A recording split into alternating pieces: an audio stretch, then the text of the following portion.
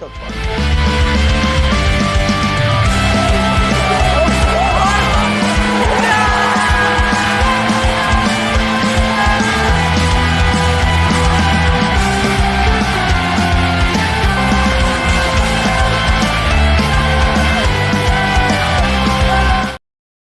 Very good evening to you and welcome back to West Ham Unofficial. I hope you are all well. You join us for our Premier League roundup show for another week where we've seen the favourites for the league, Liverpool. They've lost. Arsenal have capitalised. There's plenty to discuss. And Sean, as always, is with me. How are you, mate?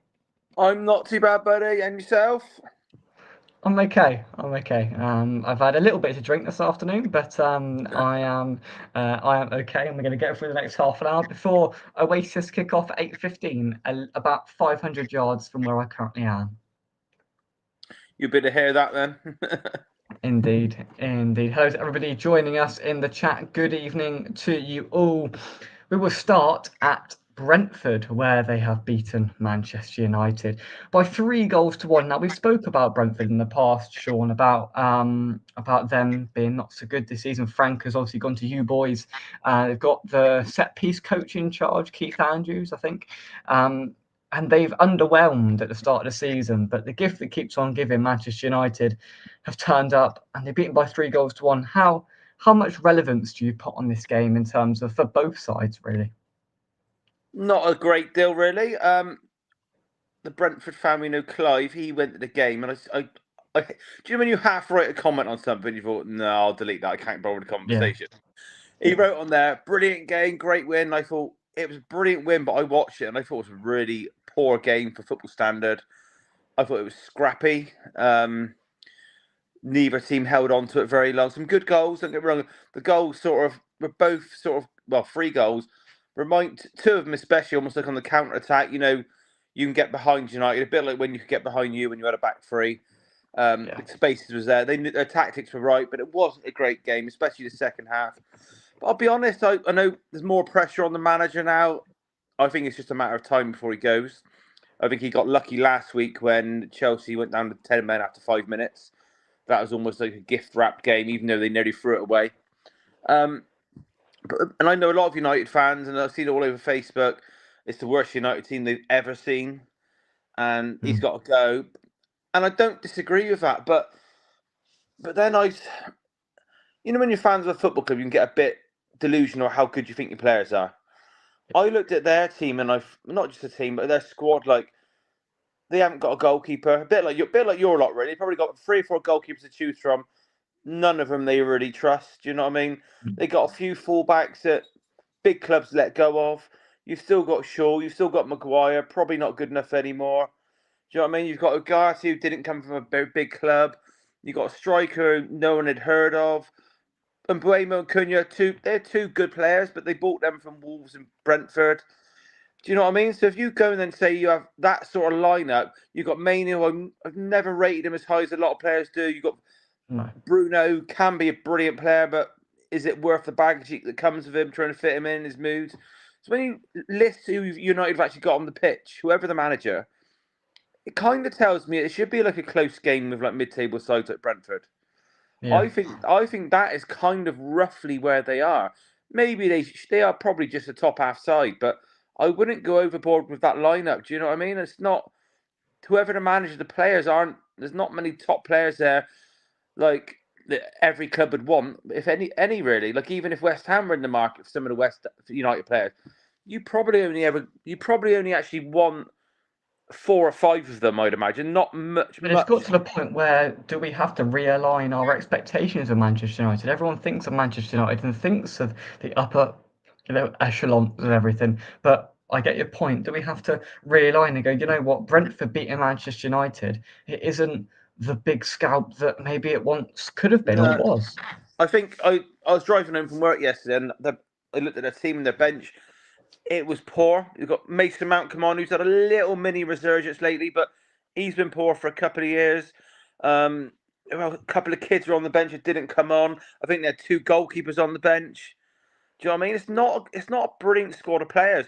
I don't think it's a top 6 squad of players at all, or close to that, really. I think if United this year scrape the Conference League, they've had an outstanding season, whoever the manager. So I don't think it'll ever work with a manager, but I No. don't think they're going to improve hugely overnight because I just don't think the players are there really. Absolutely. No, I do agree. Let's see who's joining us in the chat. Good evening to everyone. I mean, West Ham haven't lost this weekend, irrespective of whether we play on Monday night. We haven't lost this weekend, so we'll take that as a positive. Everton tomorrow night. That'll be interesting. Have you done your bit on the new manager yet or not? You asked my point of view on. Have you done a show on the new manager yet, or have I missed that? I haven't. I'll be honest. I've been in the Wembley pubs all afternoon, and I've missed that. There was some tequila rosé involved by Mr. Fathead that is normally in the chat, but is inside Wembley Stadium tonight. Bought me this pink drink, tequila rosé, and I'm sure you've had many experiences with it before, Sean. And That's a milkshake, isn't it's it, more or less? Pardon? That's a bit of a milkshake drink, isn't it? No, you're not helping me by any stretch there, I'll be honest. No, I'm fine. We'll come on to that a little bit later on. Yes, it's interesting. I haven't done a full show on it yet, but obviously Potter being sacked, it was strange, the timing of it, but we'll come on to that a little bit later on. Palace are very soon coming up. I think they're next. In fact, we'll talk about Crystal Palace very shortly. Let's go, Nuno. There is some optimism in the fan base, which I've noticed on social media, a change. Everyone got to know what Potter was like, and maybe a change can make a difference. I'm not entirely convinced, to be totally honest, but we will have to wait and see. I just want points on the board. Sod the playing style gets to the point where it's going to have to become that if we're going to be in a relegation battle. Palace have not lost since April. Impressive, for sure. For sure. And without further ado, we will go there next to Selhurst Park. Crystal Palace 2, Liverpool 1. Sean, I was at West Ham Crystal Palace last week, and I'll be honest, Palace were okay. We were not good. They didn't blow us away. They did what they needed to do to win, but sometimes that's what teams need to do. 18 games unbeaten, and they've beaten the champions at home. They've won the Community Shield. They've won the FA Cup. They're into Europe. You've got to take your hat off to them, really, haven't you? You have. Can I spin this game a little bit? Go on. So I'm going to talk about your beloved club a little bit. Okay. I think I commented on your dad's post or your post on Facebook. I think Crystal Palace are the club that you lot want to be at the moment. And what I mean by that is they've still got their stadium, their old stadium. You've probably been to the away. It's probably one of the best away atmospheres in the league. Yeah. They've developed it sufficiently enough and still surviving well. They buy in players, they sell them on, make good profit.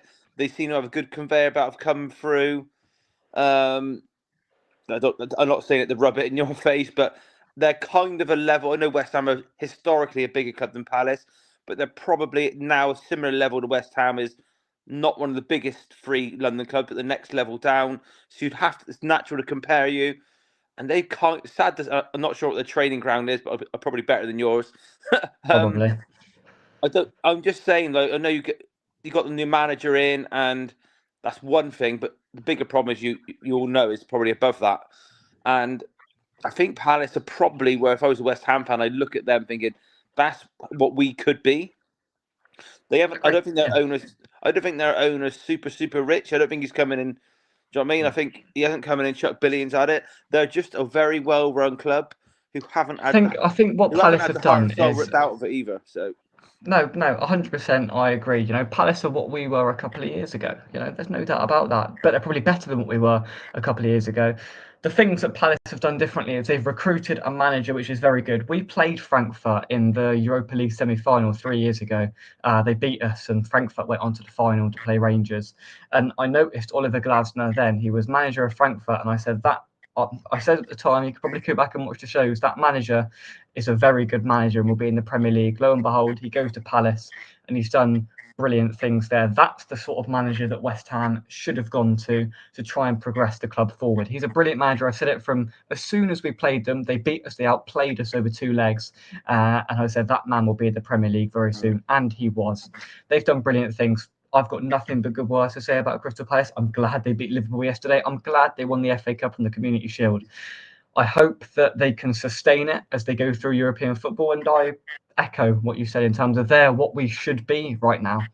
If we'd recruited the right manager to replace David Moyes, if we'd have gone and got Glasner after Moyes, we would be where Crystal Palace are right now. They're all thereabouts. Maybe not won the FA Cup, but we'd be in a better position as a club. Yeah. It's not just the manager, though, is it? Like I said, they've clearly got a very good backroom. How they run the club, how they scout players. You know what I mean, they bought some players largely that we don't really hear of, and go on the Mateta. Like, I can't remember where he come from, but they seem to pick up these players. And you see, they've signed Kamada as well, who was a winger who was playing for Frankfurt, and all the West Ham fans said at the time, over those 2 years, Kamada was the best player on the pitch, and he's come to Palace and he's done well. They're a good team. They're well run. They're still in their stadium, and I love going to Selhurst Park. It's one of the best away days of the season. They got now very Goodison good Park scouting. is gone. It's one of the very few left. It's very good scouting. Like I said, I'm not going to dig out West Ham. I'm only saying it because I read what your fans say. So I'm only echoing a little. 100%. Like, I think you're in a.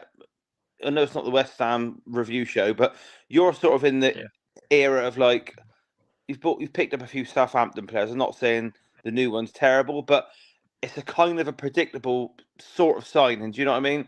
You go down, absolutely. You need a wide man, so you look into the Championship. You pick up Somerville.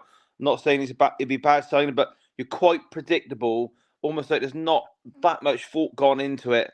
Whereas other clubs like your Palaces, your Brentfords, your Brightons, that's the wrong club. That's the fact. They should all be 3 smaller clubs in West Ham, but I think you're dropping down and they're coming up, so you're about the same sort of level now. Whether you like it, you probably are, and they're just very well run from the woman who makes the cups of tea right to the first team manager, whoever it is. Brighton change their manager quite frequently. Whoever comes in seems to still keep the conveyor belt going. So your fans are right. You need a major shake-up behind the scenes, but we'll do a bit more on West Ham later, I think.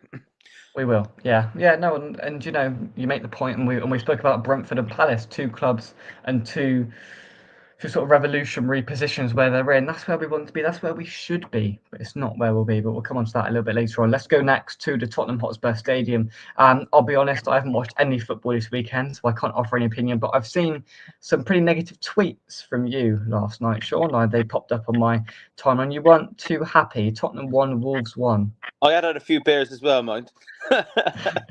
Like me now, honestly, then. I worked all day until about 3 o'clock. About 2:30. We're about 1. Lots of driving around, taking people list. Got home at 3 o'clock. Horse racing, football's on. I'm gonna have a few beers at 3 o'clock. But at 5 o'clock, I realised we're not kicking off till 8, and I thought, oh god. My missus, she's not a football fan. I said to her, I know what Tottenham are like. All these other teams slipped up. I said, we're gonna have a stinker tonight. We weren't very good. We just weren't at the races. We weren't at the races. Wolves, it's probably not relevant. But I think that's the first time under this current manager they played a back 4. So I don't know if that made any difference to their success this season. We weren't great. A draw was probably a fair result. The issue I had, I like the manager. I think we were poor against Bournemouth when we lost 1-0, and there was a few things that we watched and it's like, oh, he can't do that again, and he did it again.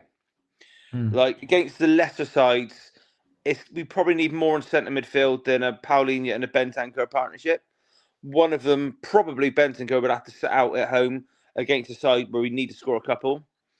We brought in Xavi Simons, who's a very top drawer number 10, but because we didn't invest in a left winger in the summer, or don't trust the ones we have, he's chucked him out there. The first time, full of effort, you can see he's got quality, didn't really work. We were a bit off balanced.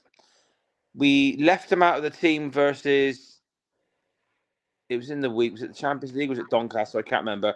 He come on, no, it was at Brighton, sorry, when we actually played well and drew 2-2. He come on after about an hour and he absolutely run the game from the number 10. Yesterday, Frank's gone back to where it didn't work and put him on the left. And he didn't have a great game, probably over trying a lot of stuff. So he needs to learn from things that aren't working a little bit. Last 10, we just throw on every single attacker we had on the bench. It wasn't a good performance, and I suppose the point is quite disappointing. I think that's what it was. We need to be better than that against lesser sides. Yeah.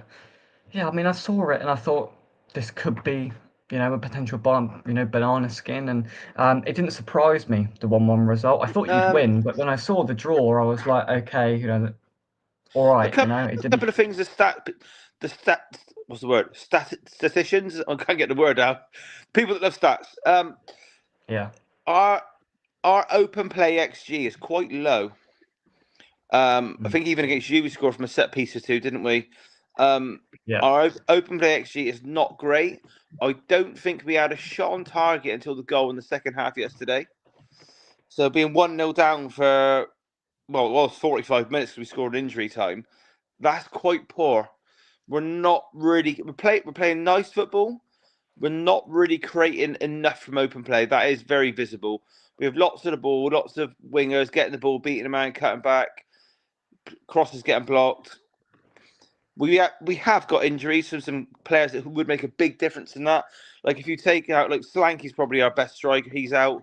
Moani's a new forward, we got on loan, he's out.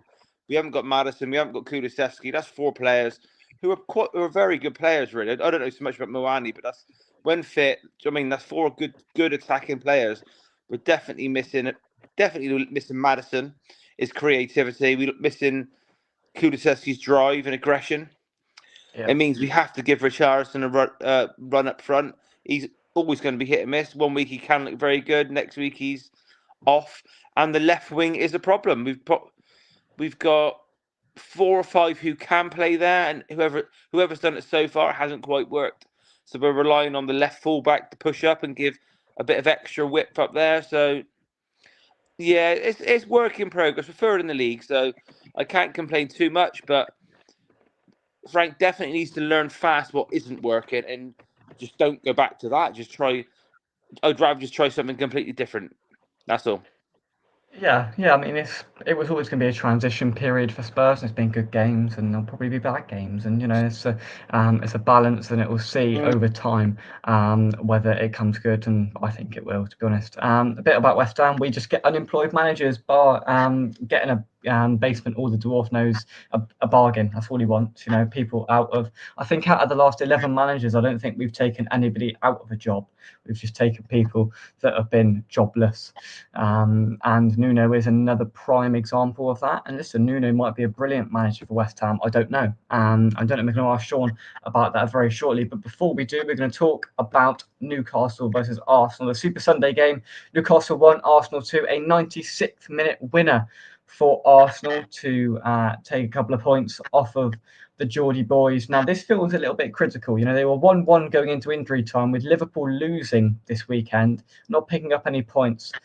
Do you insert any prominence and importance to this win for Arsenal? Do you think this pushes them closer to a title race, or do you think it's still too early to be talking about Um, what I didn't say in the Liverpool Palace game was it probably shouldn't have been an unexpected result, because we said a few times that Liverpool haven't been great, even though they've won 5 out of 5.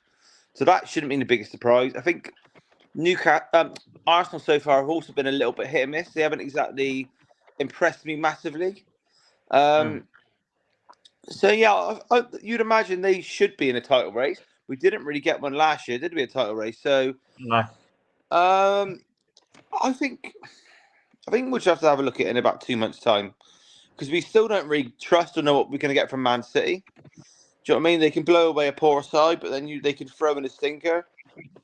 They're still developing a new side. Arsenal, they don't massive. I don't enjoy watching Arsenal play football. Really, No. it's not my. Probably partly because of the idiot manager, but it's just something. I appreciate how good they are at the back. I appreciate that. But going forward, they're not really. I don't enjoy watching them play. It's hard for me to judge how good they are at the moment. Really, like I said, let's see how they are in 2 months. And Liverpool, do you know what I mean? They've got to get more out of works, definitely.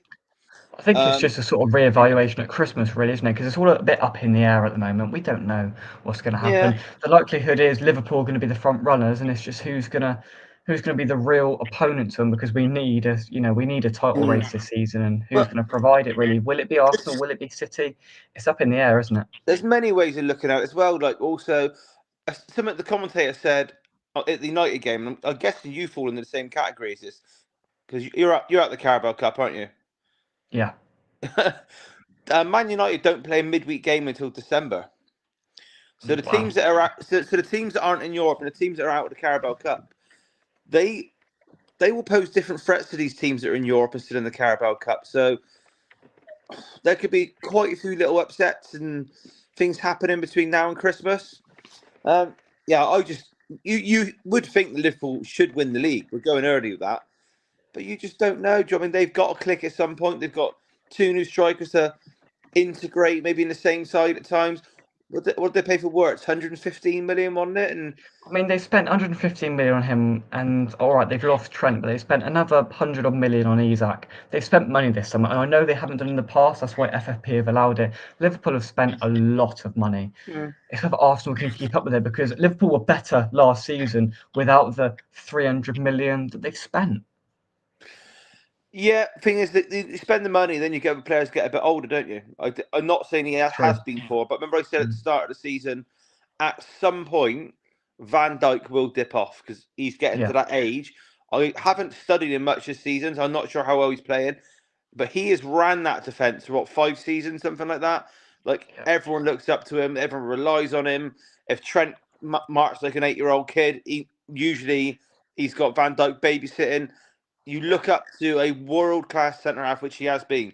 At some point, those legs fade, and it's that point. Do you know what I mean? At the moment, they haven't, in my opinion, got anyone of the caliber to fill in when, I don't know, maybe you get the older you get, you might get a knee knock, and you might take an extra couple of weeks for it to recover. Like I said, I He will. haven't He watched. will. He will disintegrate at some point. There's no doubt about it. You know, he can't Yeah, continue being the best centre half in the league. Final word on Liverpool and Arsenal. not a lot to say about him, mate. Let's just try not to talk about the title race every week. That's my Indeed. final point because we haven't got a clue. Let's see where we are after there's been 4 or 5 Champions League games. Because Maybe we'll plan it till Christmas. We'll talk about the title break at Christmas. yeah, Should we do that? and let's not relegate anyone just yet either. No, indeed, indeed. Before we go today, let's talk a little bit about Nuno. I want to pick your brain. Obviously, you managed Spurs. For how long did he manage Spurs, Nuno? Was it under 15 games? 15 games, okay. It's a So rough guess, that. he has managed Tottenham. Tell us what we're getting ourselves in for, essentially, Sean. I think going into West Ham, I think he'll stabilise you a little bit. Okay. I can't link this to him being at Tottenham because we didn't really want him. It was in the summer when we struggled to get the men we wanted, and I always viewed him as a stopgap until the right man was available, and that was exactly what happened. He was probably harshly sacked. Really, I think we had a few poor results and lackluster performances, but Conte was then said he'd take it, so we just ditched him basically. I think at West Ham, I think he'll stabilise you. I think it's very hard. I couldn't predict what style he's going to be because I think at Forest he was very much a counter-attack sort of team. I don't recall him relying heavily on that at Spurs. That might have been because I don't think Tottenham fans would probably accept just being a counter-attack side. Yeah. So I don't know what. Because Nuno started the season, didn't he? And then he got sacked midway through, and somebody came in. Was it Postecoglou then, or was it before Postecoglou? No, Conte replaced him. Conte replaced him. That's it. So Yeah. the big name came and replaced him, and he sort of hung him out to dry a little bit, didn't it? So, I mean, Yeah. he played counter-attacking football at Nottingham Forest. He's got them up the league, and you know we've talked to the death about Marinakis and the shambles that is Nottingham Forest, but he seems to have played counter-attacking football there. Was that echoed beforehand at Tottenham, or It wasn't at Tottenham, not really, but that might have been demand from the board that we don't play that way because, like a lot of clubs, you've got to play the Tottenham way. Do you know what I mean? So, yeah, don't forget we said the other week when we spoke about Nuno that even though it seemed harsh because he did incredible from last year at Forest, his recent record there was very poor. I think from about February or March onwards to mid-September or early September when he was sacked, his record was actually quite poor. It wasn't many wins, and they're just carrying that on now, Van. So his form had dropped off. I shouldn't be, but I was a tiny bit surprised he even took the job at West Ham. yeah. I don't. Only reason being, I suppose when you're a manager, jobs don't come along that often, so you've got to jump back in. You've got to jump back in. I mean, to be It's fair, he's just jumped back into a Premier League job. I mean, he's been booted out of Forest pretty swiftly. yeah. And, you know, everybody can say that he wasn't under threat, but we sat here week after week and said that at some point it's all going to blow up, and it did. And at the end of the day, I don't really know what to expect. It could be anything. I'd be expecting more of a counter-attacking style of football because Tottenham's a different club to West Ham. I'd put Forest and West Ham in a more similar category than Tottenham. So I'm assuming it's going to be a little bit more Well, counter-attacking football. when I Well, say final thought. when I say stability, I think Yeah, you've been a bit of a laughing stock with your zonal marking on set pieces. yeah, I can't imagine him being anything like that. You might find him a bit boring, but then yeah, again, you might appreciate a bit of boring at the moment. Do you know what I mean? It's yeah, like you said. You said about United, didn't you? Like expectations and all that, like where you are. So I think if the expectations are quite low and he brings a bit of stability and you grind out the odd 1-0 here and there, I think where you are as a club at the moment with the current squad you've got of players who probably fair to say isn't the strongest at the moment. mm, I think he'll do okay for you. Do you know what I mean?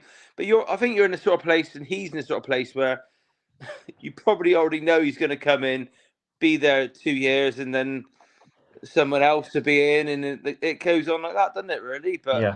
I Yeah, think I mean, to be fair, we play Everton tomorrow night, and I don't know what to expect, which is a difference from, you know, if Potter was still in charge, I'd know what to expect. It's a little bit of, you know, and I've seen fans who are going to the game. I'm not because it's Monday night, but fans that are going saying a little bit more enthused by it. You know, it could be something a little bit different. We're gonna have to wait and see. I think we'll see a great deal tomorrow night about what we're going to see, and then going forward, it could be good. It could be just as bad because it's not a good squad. yeah. But interesting to get your thoughts on that. Final word, Sean, before we go. I think you could go there tomorrow and get a point. That's my final word on there. I think Yeah, Nuno would like a point. I think he's the sort of man you go up there and get a I'd point. take a point. Yeah, But yeah, my final thing is this might not be relevant at all. You might not know this, but Nuno was actually when he played, he was a goalkeeper. really. No, I So don't know. he was a goalkeeper. So you've got three keepers that I don't think any of your fans probably rate that highly, any of them. So just keep an eye on and see what he does with the goalies, like who he goes for. He's not the Mm, goalkeeping coach now, obviously, but he'll still have the goalkeeper mind. yeah. Just see what he does there. You might see one vastly improve because the knowledge of an experienced goalkeeper just to minor might improve it. That's interesting. We'll keep an eye on that. Sean, thank you very much indeed. Josh will be back next week. He was travelling back home, I think, from the Villa game that he was watching this afternoon. So Josh will be back with us next week, and I'm sure Sean will be too. Thank you very much indeed for your wise input. As always, I'm off to listen to Oasis for a second time in 2 nights. That sounds fun to me, mate. You didn't get me a ticket. From me, come on your irons and whatever them lot do. To be fair, I've had 5 pints and a tequila rosé, so I'm quite glad I got through this show how I have. So it's Heavy actually gone a lot afternoon. better than I thought. Sean, thank you very much for helping me through it, and we will see you soon right here on West Ham Unofficial. Cheers, Thanks very mate. much, Bye and bye bye. bye.